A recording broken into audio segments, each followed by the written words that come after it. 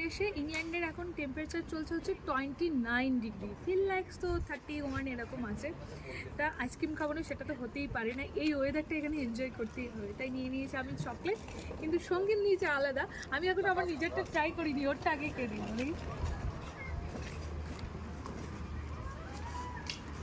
সঙ্গীতেরটা ক্রাঞ্চ blast, আর আমারটা হচ্ছে অভিজ্ঞতা না, আমি আগে থেকে দেখেছি।